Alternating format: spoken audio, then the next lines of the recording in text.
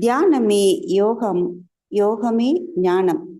தமிழ் ஆனந்த யோகம் வாழ்க வளமுடன். இந்த இணைப்பில் இணைந்துள்ள அன்பு உள்ளங்கள் அனைவருக்கும் இனிதான மாலை வணக்கம்.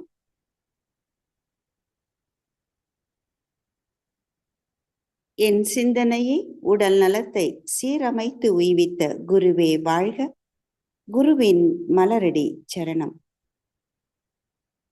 இறைநிலைக்கு என்னுடைய சிரம் தாழ்ந்த வணக்கத்தை தெரிவித்துக் கொள்கிறேன். இறைஞான ஆசிரியர் நன்மணி ஐயா அவர்களின் பார்வையில் வேதாத்திரிய தத்துவங்கள் முதல் பாகம் முதல் சாப்டர் எனக்கு வாய்த்ததற்கு நன்றி. புத்தகங்களுக்கு கொடுக்கப்படும் தொகை மூலதனமே. புத்தகம் படிப்பதனால் மூளை செல்கள் ஊக்குவிக்கப்பட்டு நினைவாற்றல் பெருகுகிறது. இறைஞான ஆசிரியர் நன்மணி ஐயா அவர்களின் பார்வையில் வேதாத்திரிய தத்துவங்கள் புத்தகம் 3 பாகங்களாக வெளியிடப்பட்டு சிறப்பாக அனைத்து அன்பர்களின் வீடுகளில் இடம் பிடித்துள்ளது. இந்த புத்தகத்தை திருமண விழாக்களுக்கு மணமக்களுக்கு நீங்கள் பரிசாக வழங்கலாம். அத்தகைய கருத்துக்கள் உள் நிறைந்தது. ஒவ்வொரு இல்லத்திலும் இருக்கக்கூடிய இந்த புத்தகம் வாழ்க்கை தத்துவங்கள் அனைத்தையும் ஒரு பொக்கிஷம் போல் கொண்டுள்ளது. ஆசான் வேதாத்ரி மகரிஷி அவர்களுடைய மனித வாழ்வின் நோக்கம், ஆசானின் அருட்கொடை சிந்தனைகளை சமுதாய அக்கறையோடு அருளிய இறைஞான ஆசிரியர் ஜோதிட ஆச்சாரியா நன்மணி ஐயா அவர்களுக்கு என்னுடைய வணக்கங்கள். இந்த புத்தகம் பதிப்பாக நூலாக வெளிவர தன் முழு ஒத்துழைப்பை நல்கிய தெய்வ திரு பானுகுமார் ஐயா அவர்களின் ஆசியோடு இந்த நூலை தொகுத்தருளிய அருள்ஞான செல்வர் சசிகுமார் அவர்களுக்கு என் ஆன்ம உணர்வு கலந்த சிரம் தாழ்ந்த வணக்கங்கள். இதற்கு முன்பாக 2 முறை இந்த புத்தக கலந்தாய்வு நடைபெற்றுள்ளது. 3வது முறையாகவும் இன்று துவங்கியுள்ளது. அது இறையின் சித்தம் பூரணமாய் நிறைந்துள்ளது என்பதை உணர்கிறேன். இன்றைய தலைப்பு இறைநிலை வெளிப்படுத்திய ரகசியம். மானிடராய் பிறத்தல் அரிது. ஏன் பிறந்தோம் நமக்கு தெரியாது. ஆனால் இறைநிலைக்கு தெரியும். அது தன்னை உணரவே, தன்னை உணர்ந்து மகிழ்வாய் வாழவே தன் மாற்றம் பெற்று மனித உருவாய் வந்தது. அதனால் இன்பத்தை மட்டுமே அது மனிதனுக்கு அருளியது. பல கோடி உயிரணுவில் ஒரே ஒரு உயிரணுவு கருவாகி பல்கி பெருகி பிறக்கும் போது 3 கிலோ இருந்த நாம் இன்று மகாகணம் பொருந்தியவராய் 70-80 கிலோவில் இருக்கிறோம் என்றால் இறைநிலையின் அற்புத திருவிளையாடல் தான் என்ன? இறைநிலை வெளிப்படுத்திய ரகசியம் சிறப்பாக பிறப்பெடுத்த இறை வடிவாகிய மனிதன் மகிழ்ச்சியாய் வாழ்கிறானா? அதை தேடி தேடித்தானே ஓடி ஓடி களைத்து விடுகிறோம். அரசியல்ல இதெல்லாம் சகஜமப்பா என்று சொல்வோம். கடவுள் ஒரு நாள் உலகை காண தனியே வந்தாராம். கண்ணில் கண்ட மனிதரை எல்லாம் நலமா என்றாராம். ஒரு மனிதன் வாழ்வை இனிமை என்றான். ஒரு மனிதன் அதுவே கொடுமை என்றான். படைத்தவனோ உடனே சிரித்து விட்டான். நம் பிழைப்பு எப்படி இருக்கிறது பாருங்கள். பிறக்கும் போதும் அழுகின்றான், இறக்கும் போதும் அழுகின்றான். ஒரு நாளேனும் கவலை இல்லாமல் சிரிக்க மறந்தாய் மானிடனே என்னும் கவிஞனின் பாடல் அற்புதம். எல்லாம் இன்பமயம், புவிமேல் இயற்கையினாலே இயங்கும் எழில்வளம் எல்லாம் இன்பமயம் என்று இன்பத்தை அனுபவிக்கவே இறைநிலை மனிதனாய் தன்மாற்றம் அடைந்தது. ஆனால் துன்பத்தில் சுழலும் மனிதனை மாமனிதனாக மாற்றவே இறைநிலை தன் ரகசியத்தை வெளிப்படுத்தியது. உங்களை நம்பவில்லை, மகான்களை நம்பியது. ஒவ்வொரு நூற்றாண்டுக்கும் ஒரு மகான் தோன்றி மனிதகுலம் துயரிலிருந்து மீண்டு வெளிவர இயேசுபிரான், நபிகள், புத்தன், ஆதிசங்கரர், திருமூலர், திருவள்ளுவர், வள்ளலார், 20ஆம் நூற்றாண்டின் மகான் ஆசான் வேதாத்ரி மகரிஷி அவர்கள் வந்தார்கள்.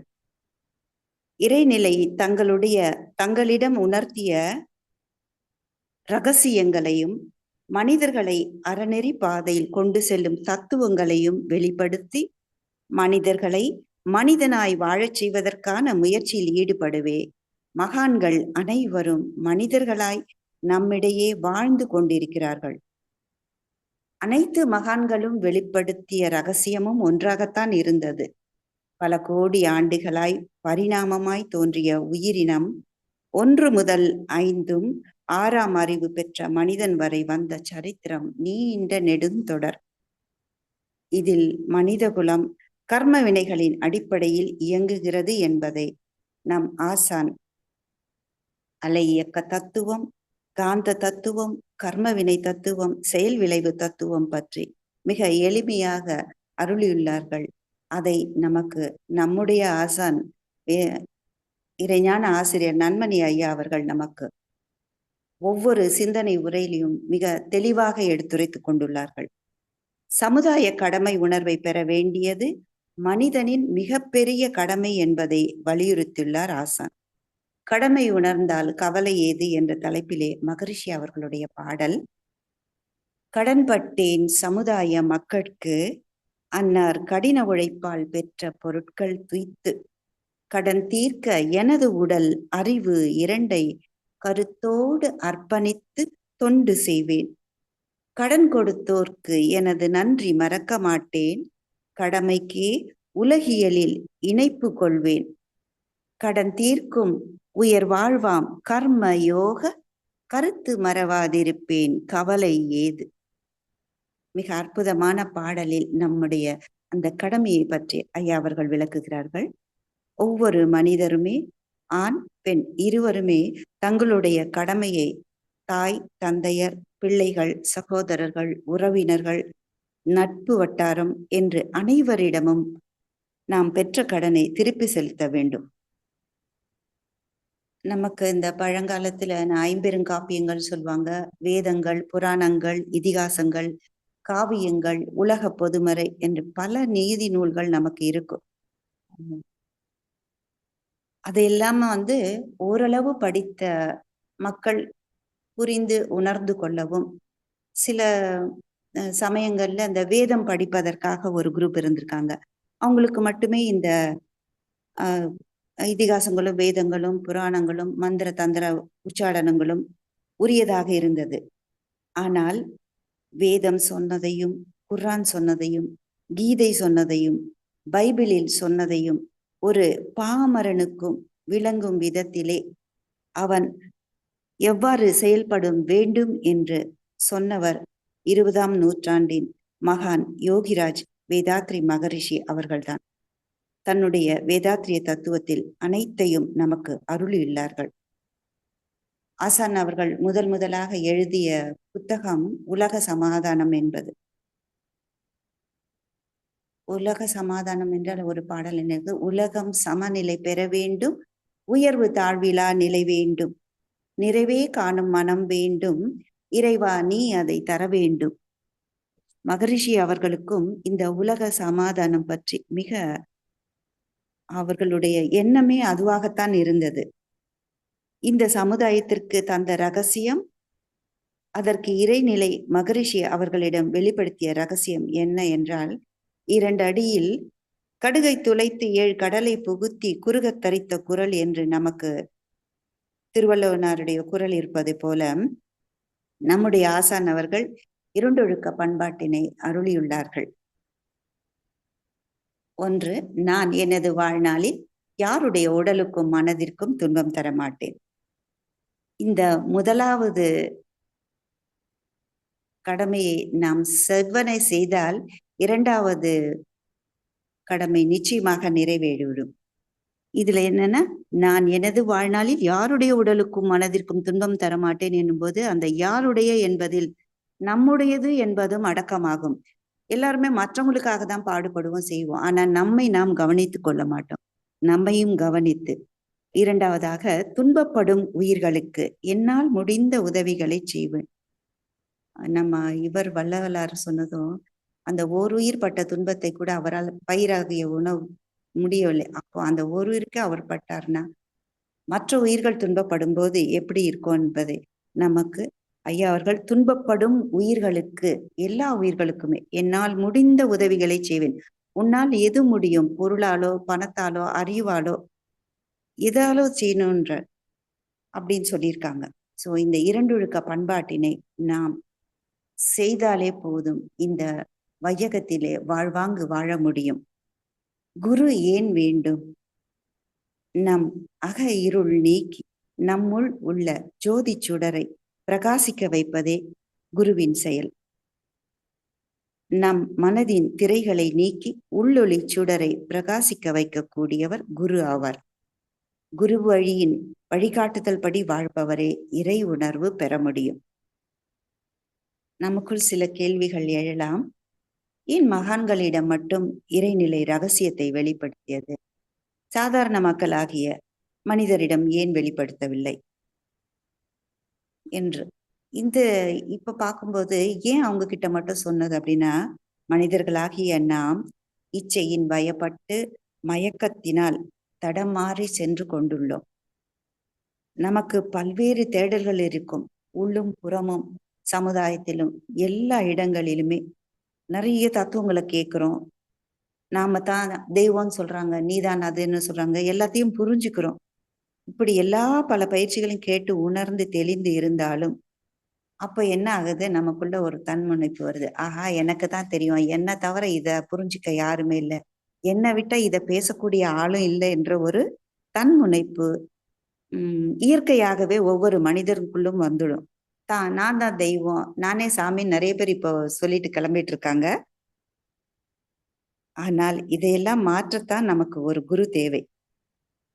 இந்த நேரத்துல என்னன்னா, இப்போ தெய்வமே என் கருமையத்தில் இருக்கு, அறிவாகிய தெய்வம் தானே எல்லா செயல்களையும் என்ன செய்ய சொல்லுது. அப்படி நான் செய்யும்போது, அந்த தவறான செயல்கள் நான் செய்யும்போது, ஏன் அந்த கருமையத்தில் இருக்கக்கூடிய அறிவாகிய தெய்வம் என்னை இது செய்யாத, இது நல்லது கெட்டதுன்னு ஏன் உணர்த்தல அப்படின்னு நாம கேட்கலாம். ஆனா இறையாசிரியர் நன்மணி ஐயா அவர்களும் இந்த இதை ஆய்வுக்கு உட்படுத்தி அவர்கள் புரிந்த ஒரு பதிலை நமக்கு அருள்கிறார்கள் இந்த புத்தகத்திலே. ஐயறிவு ஜீவன் வரை அறிவாகிய தெய்வத்தின் நிலை வேறு. ஆறறிவு மனிதனாக மலர்ந்த பின் அந்த அறிவாகிய தெய்வத்தின் நிலை வேறு. அதாவது 1 முதல் 5 வரை, 5 அறிவு ஜீவன் வரை மனம் என்ற ஒன்று மலர்ந்தது. உயிரினம் தோன்றிய போது மனம் என்ற ஒன்று மலர்ந்தது. ஆனாலும் ஓரறிவு முதல் ஐயறிவு ஜீவன் வரை அந்த மனம் மயங்கவில்லை. மயக்கத்தில் வாழ்ந்து கொண்டிருக்கும் ஒரே உயிரினம் மனிதன் மட்டும்தான். மனம் என்றால் என்ன என்பதை ஆசானின் மூலம்தான் நாம் அறிந்து கொண்டோம். மனம், உயிர், இறைவன் என்றால் என்ன, இவை எவ்வாறு மறைபொருளாக நம்முள் இருக்கிறது என்று அருளியவர்தான் நம்முடைய ஆசான் வேதாத்ரி மகரிஷி. இதற்குத்தான் குருவின் வழிகாட்டுதல் வேண்டும். தறிகெட்டு ஓடும் நம் மனதை வாழ்வின் வசந்தத்தை உணர வைக்க அனைவருக்கும் ஒரு குரு மகான் தேவை. ஒரு சிறிய கதை. ஒரு ஆசிரமம், அதுல ஒரு நல்ல என்ன சொல்றேன்னா தேர்ச்சி பெற்ற மூத்த குரு அவர்கள் இருக்கிறார்கள். அவருக்கு கீழே பல சீடர்கள், பல்வேறு பயிற்சிகள், தத்துவங்கள், வாழ்வியல் சிந்தனை உரைகள் எல்லாத்தையும் கேட்டிருக்காங்க. ரொம்ப பல காலமா அவங்களுக்கு பயிற்சி கொடுத்து நல்ல சீடர்களை உருவாக்கியுள்ளார் அந்த குருவானவர். அப்போ ஒரு அவங்க எப்பவுமே இந்த மாலை நேரத்தில இந்த அளவலாவக்கூடிய ஒரு நிகழ்ச்சியில பேசிக்கொண்டு இருப்பார்கள். அதாவது ரிலாக்ஸா பேசிட்டு இருப்பாங்க. அந்த டைம்ல அப்போ ஒரு மாணவர் சீடர் அவர்கிட்ட கேட்கிறாரு, ஐயா, நம்ம எல்லாத்தையும் கற்று தெளிந்து இருக்கிறோம், எது எது நல்லா புரிஞ்சியும் இருக்கிறோம்.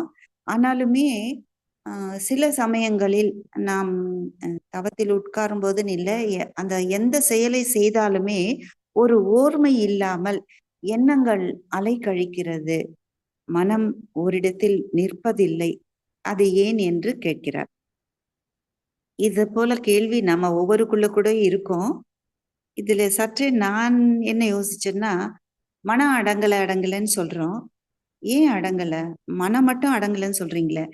இப்போ உங்ககிட்ட உங்களுடைய நண்பரோ, இல்ல உறவினரோ யாராவது ஒருத்தர் ஒரு ரூ. 1000 இல்லது ரூ. 10,000 கொடுத்தாருன்னு வச்சுக்கோங்களேன். என்ன செய்வீங்க? அத பத்திரமா வச்சுட்டு தானே அடுத்த வேலைய செய்வீங்க. ஒன்று அத நம்ம பீரோல வைப்போம், இல்லாட்டி பேங்க்ல டெபாசிட் பண்ணுவோம். இல்ல எங்கேயாவது ஒளிச்சு வைப்பீங்க. அப்படித்தானே? இல்லப்பா, இது எனக்கு வேணாம். இது எனக்கு வேண்டவே வேண்டாம் அப்படின்னு எங்கேயாவது தூக்கி போட்டு விடுவீங்களா? இது இப்படி வந்துட்டே இருக்க பணம் எனக்கு வேண்டாம் அப்படின்ட்டு. அப்படி இல்லையே. ஏன்னா, அது பணம். அதை வைத்து நாம் நிறைய சாதிக்கலாம் என்று அதனுடைய மதிப்பு உங்களுக்கு தெரியும். அப்போ பணத்துக்கே அவ்வளவு மதிப்புன்னும் போது, உங்களுக்குள்ள மனம் இருக்கு இல்லையா? அத அதனுடைய மதிப்பை நீங்கள் இருக்கீர்களா? உணரவில்லை அல்லவா? யாருமே உணரவில்லை. ஏன் தெரியுமா? இந்த பிறப்பு இறைவனால் வழங்கப்பட்ட கொடை என்பதை நீங்கள் உணர்ந்தால் மட்டுமே உணர முடியும். எத்தகைய ஒரு பெரிய சூப்பர் கம்ப்யூட்டர் நாம் என்பதை நீங்கள் உணரவில்லை. அந்த மனம் அது என்ன அவ்வளவு மட்டமானதா? அதை காக்க வேண்டாமா? அதை உள் அடங்கி அமைதிப்படுத்த வேண்டும் அல்லவா? நம்முடைய தெய்வ புலவர் திருவள்ளுவனார் அடக்கம் அமர் அருள் உய்க்கும், அடங்காமை ஆறிருள் உய்த்துவிடும் என்று 2000 வருடத்துக்கு முன்பே நமக்கு அருளி சென்றுள்ளார். ஆனாலும் இன்னமும் மன அடங்கலன்னு எங்கெங்கோ ஓடிட்டு இருக்கு அப்படின்னு சொல்றோம். எப்பவும் எல்லோருக்குள்ளும் எந்த நிலையிலுமே பணிவு வேண்டும். நீங்கள் ஒரு குரு மகானை பார்க்க செல்கிறீர்களோ அல்லது உயர் அதிகாரிகளை பார்க்க செல்கிறீர்களோ, அப்பொழுது உங்களுக்குள் ஒரு பெரிய பணிவு இருந்தால் அது பெரிய குணம். எப்பவுமே எங்க போனாலுமே நம்முடைய மனச ஒரு காலி குடம் போல வெற்றிடமாய் வச்சிட்டு இருக்கணும். அப்பதான் உங்களுக்கு ஒரு குரு புலப்படுவார். இந்த பிரபஞ்ச சக்தி உங்களுக்குள் நிறையும். அதற்கான வழிமுறைகளை அவர் உங்களுக்கு அருள்வார். இப்ப முன்ன சொன்ன கதைக்கு வருவோம். அந்த குரு என்ன செஞ்சாங்கன்னா, சரி உங்களுக்கு இதற்கான பதிலை நான் நாளைக்கு சொல்றேன் அப்படின்னு சொல்லிட்டு, நாளைய வகுப்பு நமக்கு இங்க ஆசிரமத்துல இல்ல, வெளியில தான் இருக்குன்னு சொல்லிட்டு, மறுநாள் அவங்க எல்லாரையும் ஒரு 15 சீடர்கள் இருப்பாங்க. அவங்கள எல்லாம் கூட்டிட்டு எங்க போறாங்கன்னா, ஒரு அடர்ந்த வனம். எவ்வளவு அடர்த்தின்னா, சூரிய ஒளி கூட உள்ள போக முடியாத அந்த அந்த மாரி ஒரு காட்டுக்கு அழைச்சுட்டு போறாங்க. இவங்க போகக்கூடிய பாதையில் யாருமே இதுக்கு முன்னாடி போயிட்டு வந்தா மாரி இல்ல. ஒரு ஒற்றையடி பாதை மாரி போறாங்க. போனா திரும்பி வர முடியாத பாதை. அது நடந்து அவங்க போயிட்டு ரொம்ப தூரம் நடந்து போறாங்க. ஒரு மலை உச்சியையும் என்ன சொல்றது உயர்ந்து உயர்ந்து ஏறி ரொம்ப எல்லாருமே களைத்து போயிடுறாங்க. உயரமான அந்த மலை உச்சியை அடைந்த அப்புறம் பார்த்தாங்கன்னா, அங்க ஒரு அடுத்த பக்கத்திலேயே இன்னொரு மலையும் இருக்கு. அந்த 2 மலைகளுக்கும் இடையே ஒரு அருவி ஆகாயத்திலிருந்து விழற மாரி அப்படி ஒரு நீர்வீழ்ச்சி பொழிந்து கொண்டிருக்கிறது. கீழே பயங்கர பள்ளத்தாக்கு. அடுத்த மலைக்கு செல்றதுக்கு ஒரு பாலம் போல ஒரு மிக பழைய பாலம் இருக்கு. அது பார்த்தீங்கன்னா, எந்த நேரத்துல அறுந்து விழும்னோ தெரியாது. அப்படி ஒரு பாலம். இங்க அந்த மலை உச்சிய அடைஞ்சுக்கிட்டு அந்த சாரல்லாம் இவங்க மேல படுது. அத அப்படியே உணர்ந்துட்டு இருக்காங்க. அப்போ அந்த பாலத்தின் வழியாக போகணும்னு சொல்லிட்டு குருவானவர் சீடர்களுக்கு உத்தரவிடுகிறார். அவ்வளவுதான். சீடர்கள் எல்லாருமே பயந்து நடுங்கிட்டாங்க. ஐயா இது என்ன இந்த பாலத்திலயா போகணும்? எங்களால முடியாதுன்ட்டு இப்படி ஒரு அடி வயிற்றிலிருந்து ஒரு பயம் பகீர் என்ற பயம் வந்து பின்வாங்கிட்டாங்க.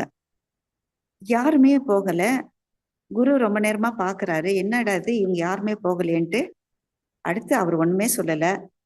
அவர் பாட்டுன்னு நடந்துட்டாரு. அந்த பாலத்தின் மேல நடந்து, மரப்பாலத்தின் மேல நடந்து அடுத்த மலைக்கு சென்றுட்டார். இவங்க சீடர்களும் பாக்குறாங்க, என்னடா இது நம்ம குரு பேச்சை நம்ம தட்டக்கூடாதுன்னு சொல்லிட்டு முதல்ல ஒரு சீடர் வராங்க. ரொம்ப எச்சரிக்கையா வந்து வந்து சிரமப்பட்டு வந்துட்டார். அவரை பார்த்து அடுத்தவங்களும் வந்துட்டாங்க. எல்லாரும் வந்துட்டாங்க. அது பெரிய முயற்சிக்கு அப்புறம் வந்தாங்கன்னு வச்சுக்கோங்களேன்.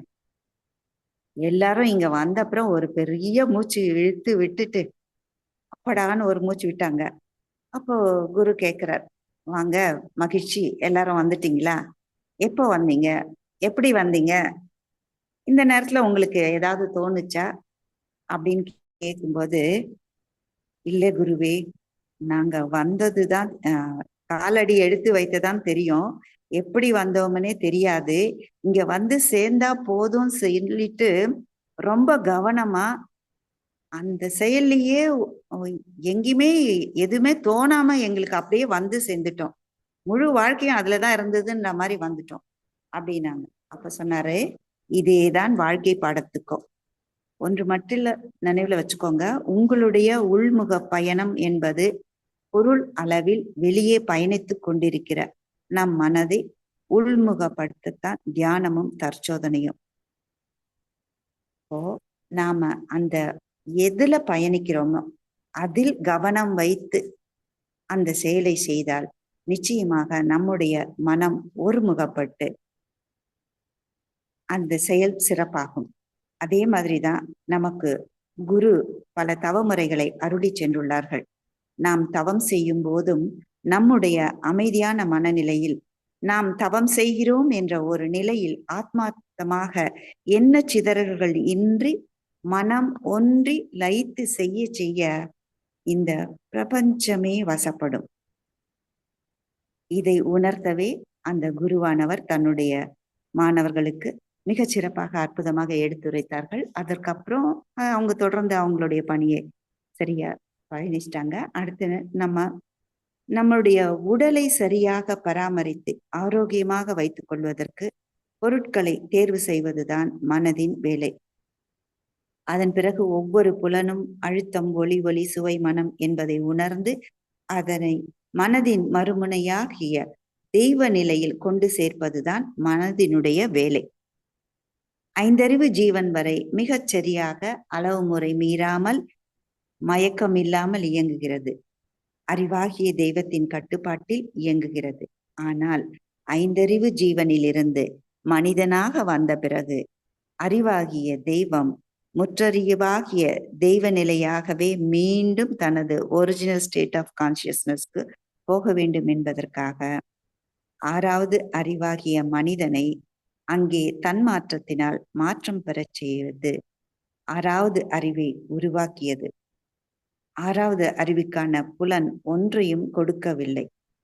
ஆறாவது அறிவு என்பது புலன் மூலமாக எதையும் உணர்வதற்காக அல்ல.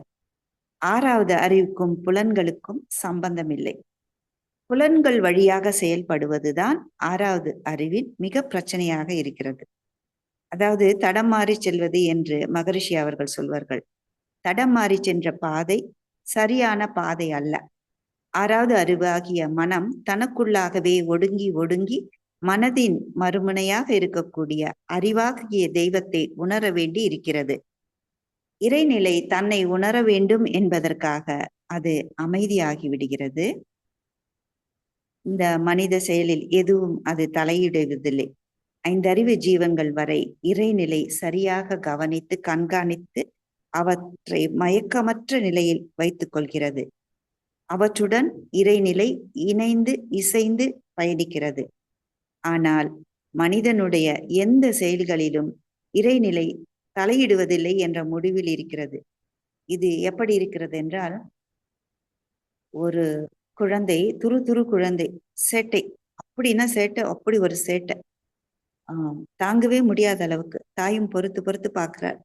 இதுக்கு மேல என்னால முடியாது, நீ என்னவாவது பண்ணிக்கோ, எக்கடாவது கெட்டுப்போ என்று விட்டு விடுகிறாள். அப்படி போன்ற ஒரு சுதந்திரம் கொடுத்து விடுகிறார் அல்லவா? அதே போலதான் இந்த இறைநிலையும் பார்த்தது. இந்த மனிதனுக்கு மட்டும் இந்த செயல்களுக்கான சுதந்திரம் கொடுத்து விட்டு தான் சும்மா இருந்து கொண்டது. நமக்கெல்லாம் எப்பவுமே பிறர் மீது குற்றம் சுமத்துவதுதான் அல்லது குறை காண்பதுதான் நம்முடைய முக்கிய குணமாக இருக்கிறது. ஆள்காட்டி விரலால் நாம் அடுத்தவரை சுட்டிக்காட்டும் போது மற்ற 4 விரல்களும் உங்களை நோக்கி இருப்பதை நீங்கள் மறவாதீர்கள். முதலில் உங்களுடைய குற்றம் குறைகளை சரி செய்து பிறகு மற்றவர்களின் குறைகளையும் நிறைகளையும் காண வேண்டும். சிலருக்கு இந்த குறை காண்பதே பழக்கம். மகரிஷியிடம் ஒரு அம்மா தன் கணவரை பற்றி இப்படித்தான் குறை சொன்னாங்க. அதுக்கு ஆசான் அவர்கள் என்ன சொன்னாங்கன்னா, சரிம்மா உங்க குறைகள் எல்லாம் சொன்னீங்க கணவரிடத்துல, ஓகே. அவரு உங்களுக்கு ஏதாவது நன்மை செஞ்சிருக்காரான்னு நினைச்சு பாத்தீங்களா அப்படின்னு கேட்பாங்க. அதாவது திருமணத்துக்கு முன்னாடி நீங்க எப்படி இருந்தீங்க, அதுக்கு பிறகு நீங்க எப்படி இருக்கீங்க அப்படின்னு கேட்கும்போது அவங்க சொன்னாங்க, ஐயா நான் +2 வரைக்கும் தான் படிச்சேன். அதுக்கப்புறம் டிகிரி முடிச்சு ஒரு ஆசிரியர் பணிக்கு சென்று கொண்டிருக்கிறேன் அப்படின்னு சொன்னாங்க. அப்பனா நீங்க கல்யாணத்துக்கு அப்புறம் படிச்சீங்கன்னா எப்படிம்மான்னும் போது, என்னுடைய கணவர் தான் என்னை படிக்க வைத்தார். அதே மாதிரி வேலைக்கு முயற்சி செய்து வேலை வாங்கி கொடுத்தார். இப்போ எங்க வீட்டு பக்கமாவே கொஞ்சம் தூரத்துல அவர் தான் என்ன காலையிலயும் மாலையிலயும் இந்த ஸ்கூலுக்கு போயிட்டு வரும்போது கூட்டிட்டு வருவாங்கன்னு சொன்னாங்க. அப்போ ஐயா என்ன கேட்டாருன்னா, இப்ப புரிஞ்சுக்கோங்கம்மா. அதாவது நீங்க திருமணத்துக்கு முன்பு எப்படி இருந்தீங்கள், இப்ப எப்படி இருக்கீங்கன்னு தெரிஞ்சுக்கோங்க. இப்போ இதுல உங்க கணவர் உங்களுக்கு இவ்வளவு நன்மைகளை செஞ்சிருக்காங்க. அப்போ நீங்க அவர்கிட்ட குறையே காண முடியாதும்மான்னாரு. அப்பதான் அந்த அம்மாக்கு கொஞ்சமா உரைச்சது. சரி, நாம ஏதோ தவறு செஞ்சுட்டோம். இனி அப்படி செய்யக்கூடாதுன்னு அவங்க உணர்ந்துட்டாங்க. இதே மாரிதான் மனைவியிடம் குறை காண்பவர்களும் நெறைய பேர் இருக்காங்க. அந்த குறைய சொன்னாதான் அவங்களுக்கு அன்னைக்கு முழு திருப்தியா இருக்கும். அப்பாடா இன்னைக்கு ஒரு குறைய கண்டுபிடிச்சிட்டோம் அவகிட்ட அப்படின்னு சொல்லுவாங்க. அதாவது எது நல்லது இருக்குன்னு பார்க்க மாட்டாங்க. இப்போ அ ஒரு யோசனையா வச்சுக்கோங்களேன். ஆமா. கற்பனை தான். அதாவது இப்போ கல்யாணமே ஆகாம நம்ம தனியா பிரம்மச்சாரியா இருந்தோம்னு வச்சுக்கோங்க.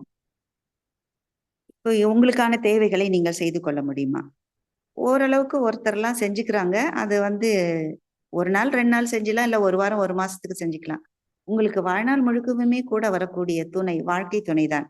ஆணாகட்டும், பெண்ணாகட்டும் இருவருக்குமே. சோ, உங்களுடைய தினசரி கடமைகளை என்ன என்பதை நீங்கள் உணர வேண்டும். அப்போ குறைய காண மாட்டீங்க. ஏன்னா, அவங்க தான் உங்களுக்கு நெறைய செய்வாங்க. ஒரு சிலர் ஆண்களும் நெறைய செய்றாங்க.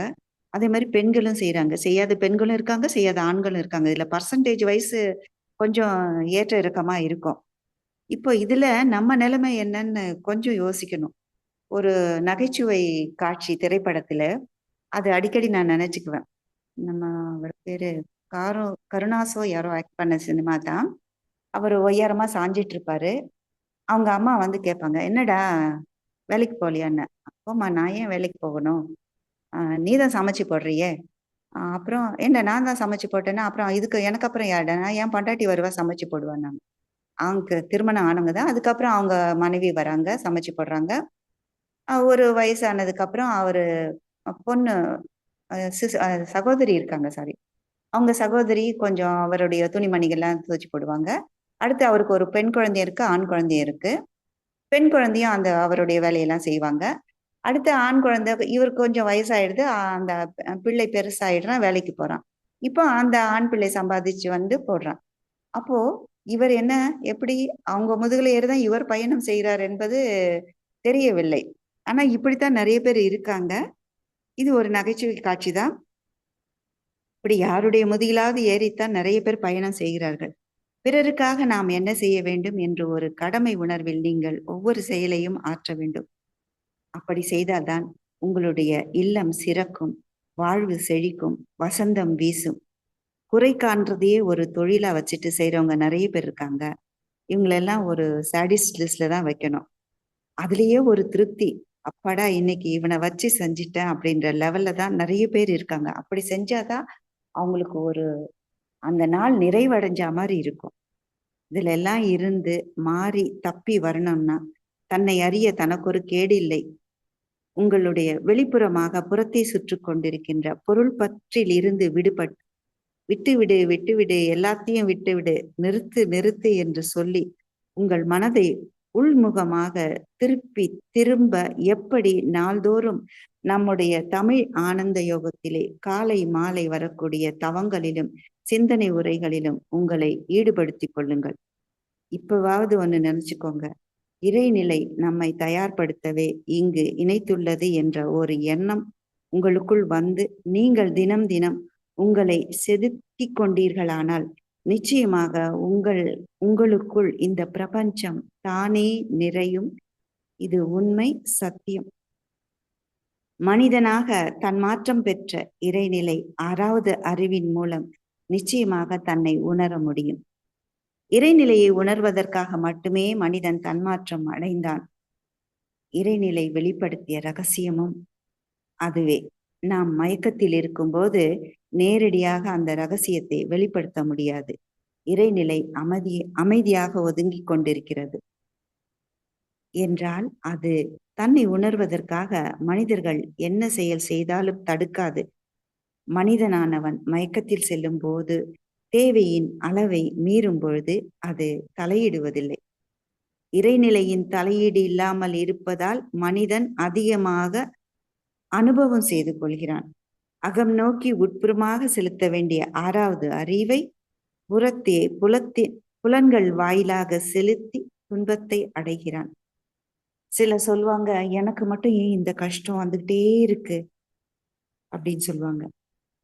ஒரு பழைய பாடல், மயக்கமா கலக்கமா மனதிலே குழப்பமா வாழ்க்கையில் நடுக்கமா, வாழ்க்கை என்றால் 1000 இருக்கும், வாசல் தோறும் வேதனை இருக்கும்.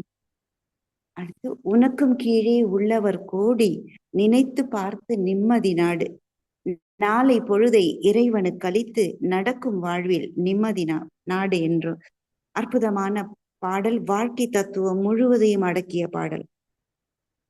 அதனால்தான் முன்னெல்லாம் மக்களை வழிபடுத்துறதுக்கு பக்தி யோகம் என்று கொண்டு வந்து இறைவனிடம் பயபக்தியோடு இருக்க வேண்டும், நல்ல செயல்களை ஆற்றி அறவழியில் நடக்க வேண்டும் என்று நம்முடைய முன்னோர்கள், ஆழ்வார்கள், நாயன்மார்கள் எல்லாரும் அருளி சென்றாங்க.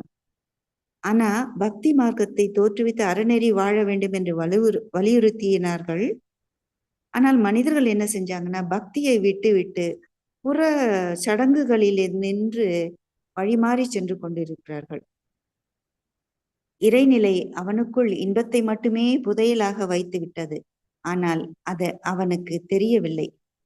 இன்பம் அனைத்தும் நம்முள்தான் இருக்கிறது என்று அறியாமல் இருக்கும் இடத்தை விட்டு இல்லாத இடம் தேடி வெளியில் எங்கெங்கோ அலைந்து தன்னை மறந்து போகிறான்.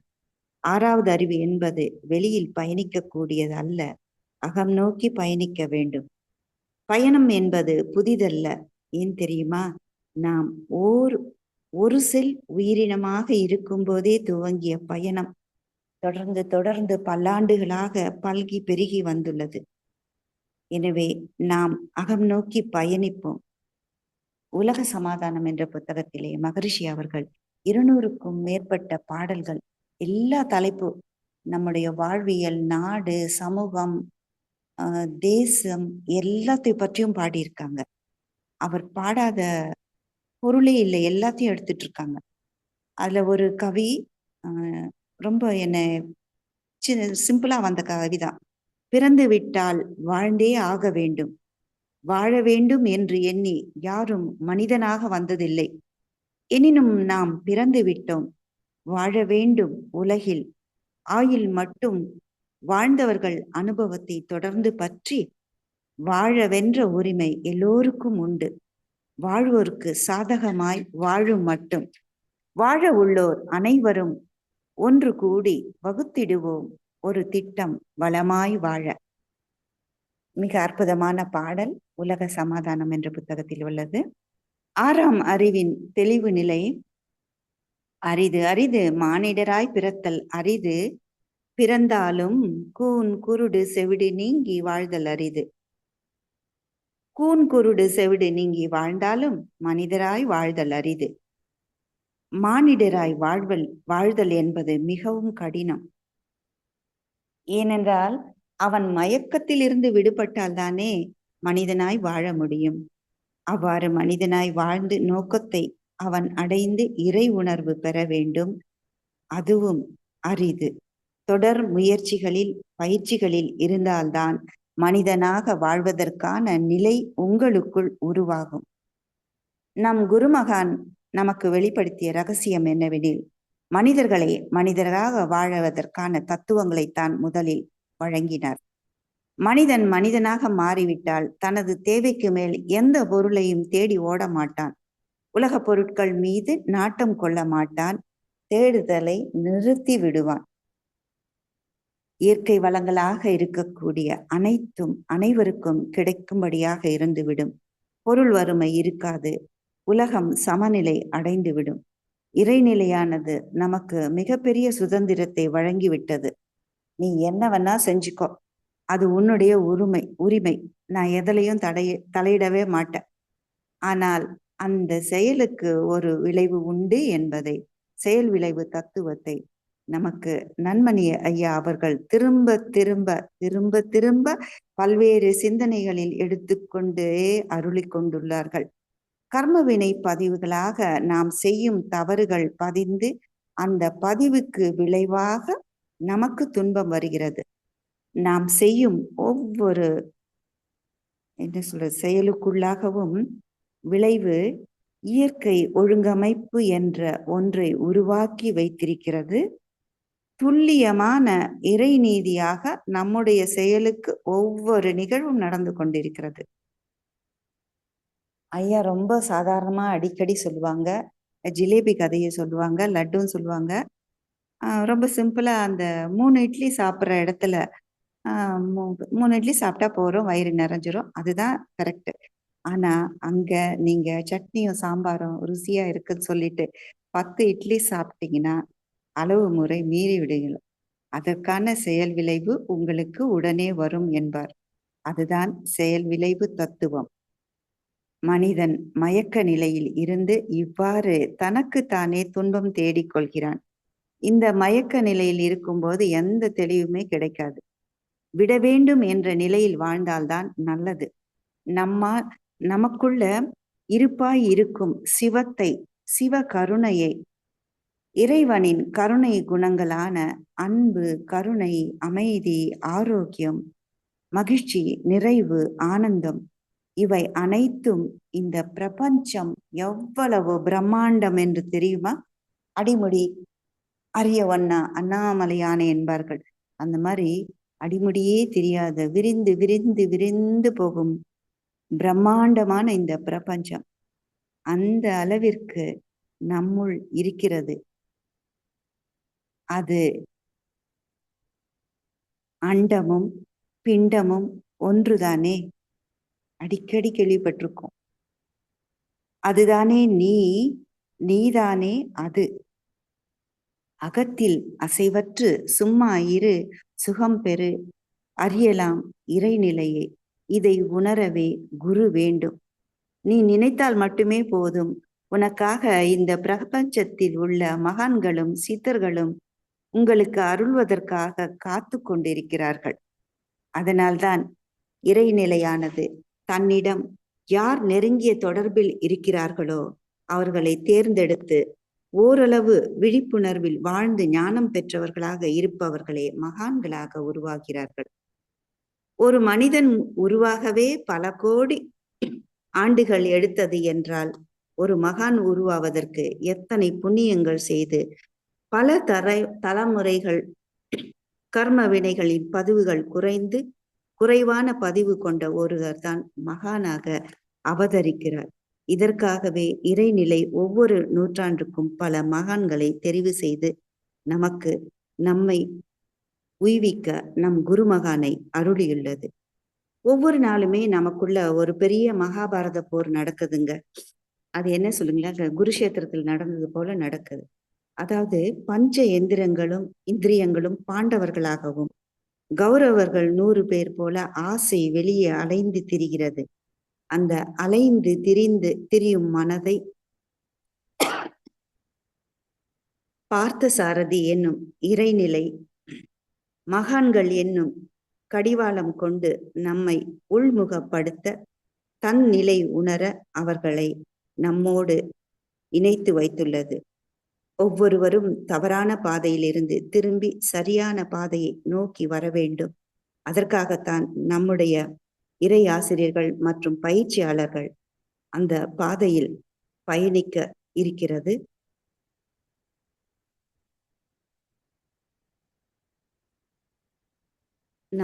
நாம் இறை உணர்வை உணர வேண்டும் என்பதற்காகவே மகரிஷி கொடுத்த ரகசியங்கள் எல்லாம் மனிதனை மனிதனாக மாற்றுவதற்கான ரகசியங்களாக மட்டுமே இருந்தது. இந்த ரகசியங்கள் எல்லாம் நமது குருமகான் கூறவில்லை எனில் நமக்கு தெரியாது. மகான்களிடம் இறைநிலை என்ன சொல்லியிருக்குன்னா, என் சார்பாக இந்த சமுதாயத்திற்கு இந்த தத்துவங்களை எடுத்து செல்ல வேண்டியது உங்களுடைய கடமை என்று அவர்களுக்கு அனுப்பியது. எனவேதான் மகான்களை இறை தூதுவர்கள் என்று அழைக்கிறோம். இந்த மகான்கள்லாம் நினைச்சிருந்தா அவங்க இறைநிலை அடைந்து அவங்க எங்களுடைய வழியை பார்க்குறோன்னு போயிட்டு இருக்கலாம். ஆனா தங்களுடைய கர்ம வினைகளை எல்லாம் வீசி எறிந்து விட்டு அவர்கள் இறைநிலையாகவே மாறி இருக்கலாம். ஆனால் அவர்கள் அப்படி செய்யாமல் இறைநிலையிடம் பெற்ற ரகசியங்களை இந்த சமுதாய மக்களுக்கு போதித்து ஒவ்வொருவரும் சமாதானத்தை உணர்ந்து ஒரு அமைதியான, நிறைவான, உயர்வு தாழ்வு இல்லாத சமுதாயத்தை உருவாக்க வேண்டும் என்று மக்களிடையே மக்களாக அவர்கள் இணைந்து நம்மோடு வாழ்ந்தார்கள். நீ விட வேண்டியதை விட்டுவிட்டால் பெற வேண்டியது அனைத்தையும் அந்த இடத்திலேயே காண்பாய். மேலும் இரண்டொழுக்க பண்பாடாக நான் எனது வாழ்நாளில் யாருடைய உடலுக்கும் மனதிற்கும் துன்பம் தரமாட்டேன்.